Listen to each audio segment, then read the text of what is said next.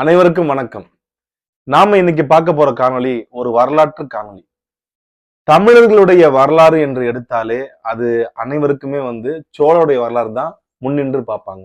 ஏன்னா சோழ காலத்துலதான் நம்மளுடைய தமிழருடைய பெருமை கடல் கடந்தும் சரி, அவருடைய வீரமும் சரி, நாகரிகமும் சரி, குறிப்பாக நிர்வாகம். சோழர்களுடைய நிர்வாகமானது அவருடைய அரசியல் நிர்வாகமா இருந்தாலும் சரி, அரசு பணிகளுடைய நிர்வாகம் இருந்தாலும் சரி, கரெக்டா ஒவ்வொரு இடத்துலயும் அவங்க கோயிலுக்கு எவ்வளவு கொடுக்கணும், எவ்வளவு நிலம் கொடுக்கணும், எத்தனை பொன் கொடுத்திருக்காங்க, யார் யாரெல்லாம் எவ்வளவு தூரம் நிலக்குடை அடைச்சாங்கன்ற கல்வெட்டுகள் அதிகமாவே கிடைக்க போறது யாரோட காலகட்டத்துலனா சோழர்களுடைய காலகட்டம் தான். அந்த சோழ காலத்துல இப்ப நிறைய ஒரு ஏதாவது ஒரு திராவிட கட்சியை சேர்ந்தவர்களோ, இல்ல திராவிட சித்தாந்தம் உள்ளவர்களோ, இல்ல சமஸ்கிருத சித்தாந்தம் உள்ளவர்களோ அனைவருமே டார்கெட் பண்றது என்னன்னா சோழருடைய காலத்தை தான் டார்கெட் பண்ணுவாங்க.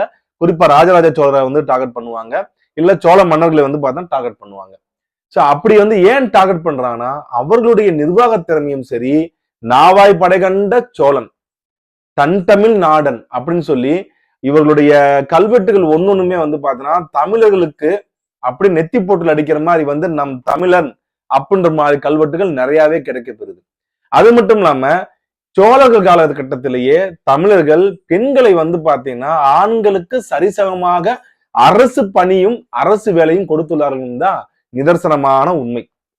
அது எப்படிங்க அரசு பணி கொடுத்தாங்க? நீங்க எதை வச்சு சொல்றீங்க? ஏதாவது ஒரு புராண கதையை எடுத்துன்னு சொல்லாதீங்க அப்படின்னு சொல்லுவாங்க நிறைய பேர். பட் ஆனா இது புராண கதையும் கிடையாது, சயின்டிபிக் எவிடன்ஸ்.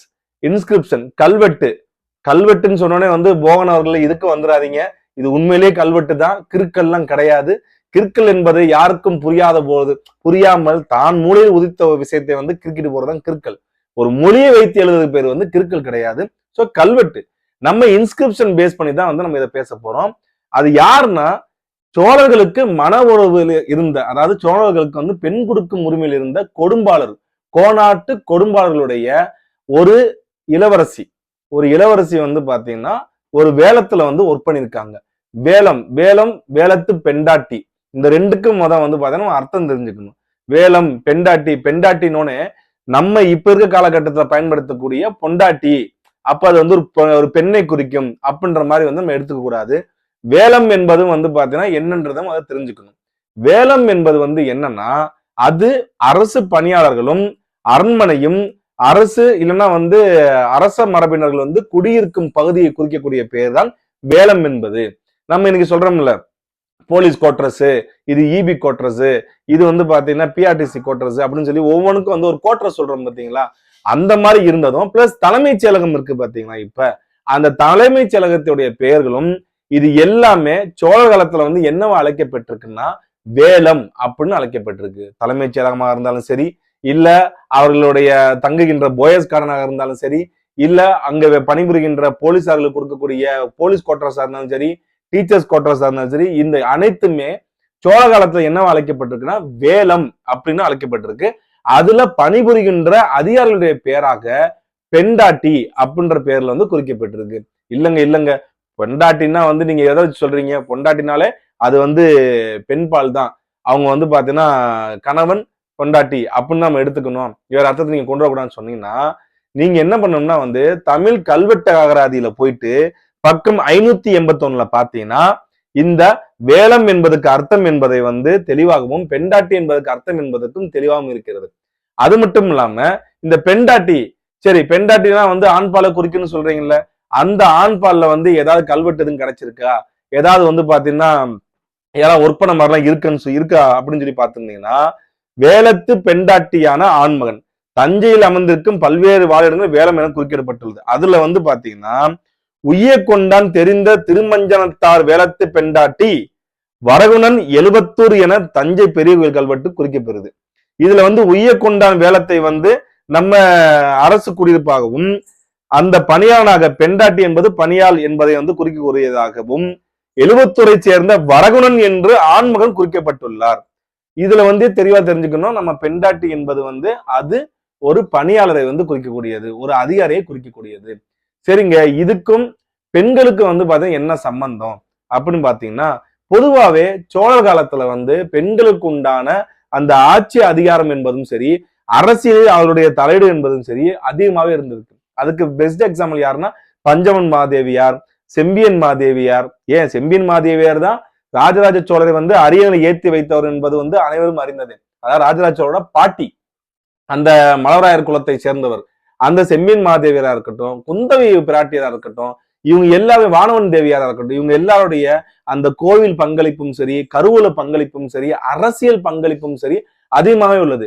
ஒரு பெண், ராஜராஜ சோழரோட பாட்டியான செம்பியன் மாதேவியார் ஒரு பெண். அவர் தான் உலகம் ஃபுல்லா இன்னைக்கு புகழ்பெற்று இருக்கக்கூடிய சோழருடைய வரலாறு உச்சத்துக்கு கொண்டு சென்ற ராஜராஜ சோழரை வந்து அரியணையில் ஏற்றியவர். சோ அந்த அளவுக்கு வந்து பெண்களுடைய ஆதிக்கம் வந்து சோழருடைய காலத்துல அதிகமாக இருந்துச்சு. அப்ப இவங்களை என்னவா குறிப்பிடுறாங்கன்னா, இவங்க சுந்தர சோழன் காலத்துல சுந்தர சோழனுடைய அந்த வேலம், சுந்தர சோழருடைய அந்த அரசுல வந்து ஒரு முக்கிய அதிகாரியா வந்து பயன்படுத்தப்பட்டிருக்காங்க. அவங்களுடைய பேர் வந்து பாத்தீங்கன்னா கோனாட்டு கொடும்பாளூர் உத்தம சோழன் கள்ளச்சி அப்படின்ற வந்து பேர் வந்து பார்த்தா குறிக்கப்பட்டிருக்கு. நேரடியாவே வந்து பார்த்தா கள்ளச்சின்னே வந்து குறிக்கப்பட்டிருக்கு. இவங்க யாருடைய வம்சாவளியாக இருந்திருக்காங்கன்னா, அதாவது உடனே இவங்க வந்து ஒரு பணியாளர் தானே, ஒரு சாதாரண ஒரு ஆள் தானே, இவங்களை போயிட்டு வந்து பார்த்தா நீங்க எப்படி வந்து ஒரு அதிகாரின்னு சொல்லலாம், இல்ல ஒரு அரச மரபினு சொல்லலாம் அப்படின்னு பாத்தீங்கன்னா, இந்த கொடும்பாளூரை சேர்ந்த இந்த பூதி பட்லாகன், இந்த கொடும்பாளூர் கள்ளச்சி என்பவங்க வந்து இருக்குவேளிர் வம்சத்தை சேர்ந்தவங்க. அந்த இருக்குவேளிர் மரபினருக்கும் சோழருக்கும் பிறந்தவர் தான் வந்து அரிகுலகேசரின்னு சொல்லி வந்து ஒரு சோழ மன்னர் இருந்தாப்புல. சோ இந்த கொடும்பாளரை சேர்ந்தவங்க தான் வந்து இந்த பெண்மணி. இந்த பெண்மணி வந்து ஒரு முக்கிய அரசு அதிகாரியாக சோழ காலத்துல வந்து இருந்துக்காங்கன்றதுதான் நம்ம இதுல இருந்து நம்ம தெரிஞ்சுக்க கூடியது. அது மட்டும் இல்லாம இதே போல நிறைய பெண்கள் வந்து இந்த சோழ காலத்துல வந்து முதலாம் ராஜராஜரின் 9வது ஆட்சி ஆண்டை சேர்ந்த ஆடுதுறை கல்வெட்டில் தஞ்சாவூர் உடையார் கோதண்ட வேலத்து பெண்டாட்டி அடியல் சோலை, அடியல் பிரமாணி, சண்டனவல்லி, முருகன் திருவடி முதலிய 4வரின் பெயர்களும் ஆடுதுறை கோயில விளக்கெரிப்பதற்கு பராந்தக தெரிஞ்ச கைக்கோளாறில் சாத்தன் என்பவன் விலை கொடுத்து நிலம் வாங்கியது கல்வெட்டு தெரிவிக்கிறது. அதே மாதிரி அடுத்து பாத்தீங்கன்னா, அதே முதலாம் பராந்தக சோழ காலத்துல தஞ்சாவூர் கற்றளி பிராட்டியார் வேலத்து பெண்டாட்டி மானங்கை கண்டி என்பவர் 20 காசினை கும்பகோணம் நாகேஸ்வரர் கோயிலுக்கு அளித்துள்ளார். அதனை கொண்டு காவிரியிலிருந்து கோவிலுக்கு நிலம் கொண்டு வருபவனுக்கு நிலம் அளிக்கப்பட்டுள்ளது. இதுவும் குறிக்கப்பட்டிருக்கு. அப்புறம் இன்னொன்னு பாத்தீங்கன்னா, உடையார் பிராட்டியார் கிளாநடிகர் கீழை வேலத்து பெண்டாட்டி அவனி சிகாமணி என்பவரும் வந்து இந்த மாதிரி கோவில் தானம் அளிச்சிருக்காங்க. சோ சோழர் காலத்துல வந்து பாத்தீங்கன்னா இந்த மாதிரி பெண்கள் வந்து அரசு அதிகாரிகளாகவும் அதிகாரிச்சின்ற பேர்ல கூட வந்து விளங்கியிருக்காங்கன்றதுதான் உண்மை. இந்த கொடும்பாளூர் வேளிர்கள் வந்து சோழர்களுக்கு மிக மிக வந்து பிற்கால சோழ சாம்ராஜ்யத்தை உருவாக்குவதற்கு ரொம்ப ரொம்ப ரொம்ப உறுதுணையா இருந்தவங்க தான். இவங்கள்ட்ட இருந்து பெண் எடுத்து பெண் கொடுக்கும் மரபையும் சோழர்கள் வந்து கையாண்டுள்ளார்கள். நம்ம சோழர் வரலாறை என்றைக்குமே தமிழர்களுடைய வரலாற்றில் பொன்னெழுத்தால் பொறிக்கக்கூடியவை. நன்றி, வணக்கம்.